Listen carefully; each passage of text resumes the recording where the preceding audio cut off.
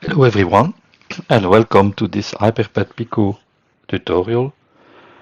It will be a set of videos that will help us to set up the development environment and finally compile a small program that makes use of the HyperPET Pico features that you will be able to run on the standalone HyperPET Pico module or directly on a PET. Doesn't matter too much. In this first video, we will learn to set up the development environment itself and compile our first program. And of course, that program will make use of the features of the PET, which are specific to the HyperPET Pico module. So first thing that you need is, of course, an OS to develop. In my case, I use macOS. The only thing you require is, in fact, some tools like Git and some, especially the tftp client tool that you also will require on Linux. On macOS, it's normally standard, so for me it will be there. So first thing to do, I am here in my subdirectory document where I have a directory Pico. I will go to this directory and I will first clone the repository. So I will take the URL of the repository. So that's the source, that's the web page of the HyperPET Pico. You can just copy the URL and git clone that URL. It will create a subdirectory HyperPET Pico. In this directory you find the source tree of the project, but you also find two directories that we will use. The first one is PRGs, which contain all the samples for the PET itself. So this is 6502 examples in source that you can compile or recompile. They are also already pre-compiled, some of them.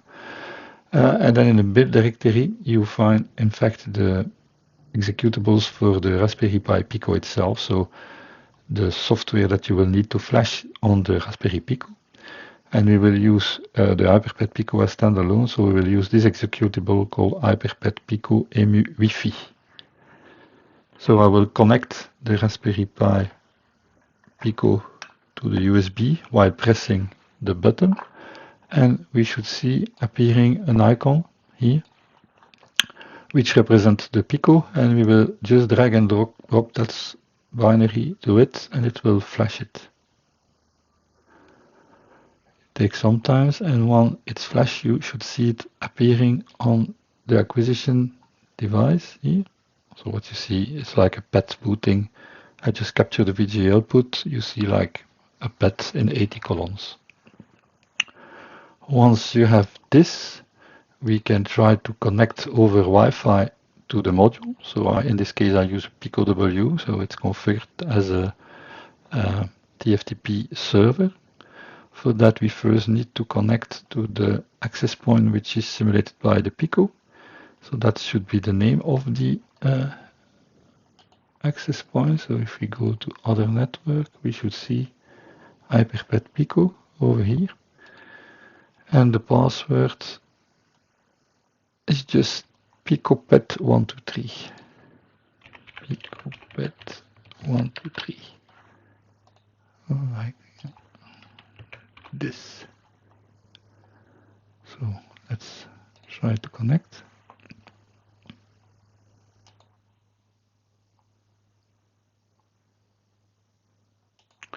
So now the Mac is connected to this. I also connected via wire to the network, but that doesn't matter too much. So now when we are here, we can go back to the shell and we can go to the PRGs with the 6502 samples. There you have source samples, cdsrc samples. And there you have a bunch of examples which have been already compiled. So the one I demonstrated, for example, was this Mario scrolling. We can just try to run this one. So first thing you need to do is to connect to the TFTP server. So now the access, you are connected to the access point, but you are not yet connected via TFTP. So use the TFTP client. You have to give an IP address. The IP address of the Pico is always this one. So you can just take this address, copy over here. Then you are on the tftp client. You have to select binary mode to transfer executables. And we are in the directory source samples, so we can just use the command put and then the name of the file to put an example. So I will just show you the content of the directory, then it's a bit simpler. And I will pick up, for example, this Mario High VSI, Mario High VSI.prg. It will immediately run it on the system. So again, that's the captured VGA of the HyperPET Pico used as standalone. You need to know at any moment you can also reset the system by appending the command reset to the name of the file. So, and then the system will reset. And you could try sending something else, of course. Let's try, for example, this bitmap.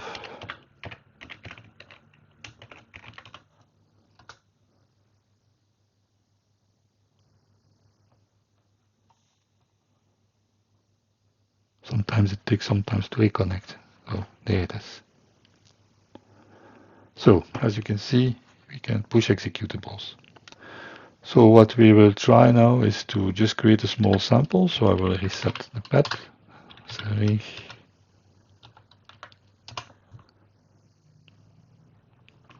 And we will just we will quit the tftp server. And what I will do in that source sample, I will copy that SK, the skeleton program, to here. And before I can compile this program, I need to install the compiler, which is called the ACME compiler. So if you go to Tools, if you go to ACME, and you click on the text file, which is here, you will find a URL, which is the GitHub of the ACME program. So if you paste it over here, you hand up over here. And what we can do is, inside the PRG program, we will just git clone that URL.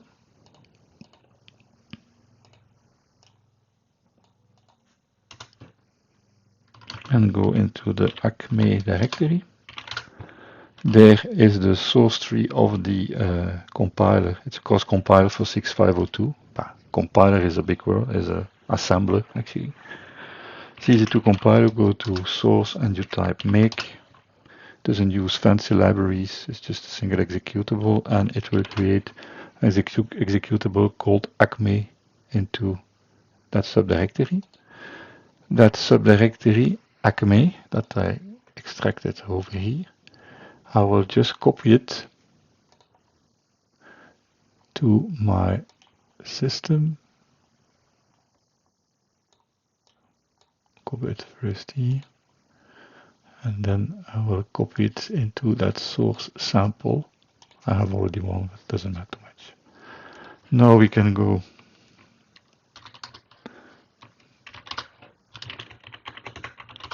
back. One more. Now we are in the PRG directory. Let's go to source samples. So I told you I had copied a small sample, which is kind of skeleton application for the pet. So what does it contain? So it's a small source code, a small assembly program. The first part is very standard. This is just the name that it will get when we will compile it. This is in basic, in fact, the beginning of the basic start at 0401 on a pet. And if you want to execute a program in assembly, you need some command from basic that will allow to jump to the start entry of the program.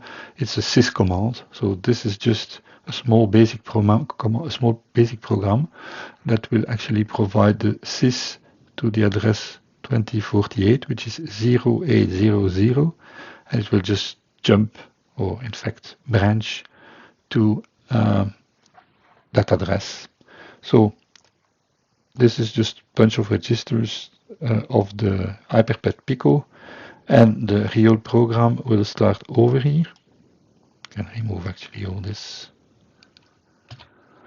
The program will be here, and what we will do is just to wait for a key infinitively. So for that we call that kernel a routine, and once a key will be pressed, it will escape basically the program. So that's our program. I save it, and we can use the ACME compiler to compile it. So that you just type ACME and the name of the program, sk.a. It will generate, you see, it always gives a warning, but it doesn't matter, you can forget that warning. So you will see that it has compiled our program as sk.prg. So now you can go back to the FTP client. You can go to binary, and you can put that sk.prg. It will transfer it, execute it. You see that it actually doesn't do anything, because the only thing it does is to wait for a key. If you want to send a key, you can just type key, and it will just send a key. So that program just was waiting for a key, and once you press a key, it just exits. So that's our first example. Next tutorial in the next video. Thanks a lot.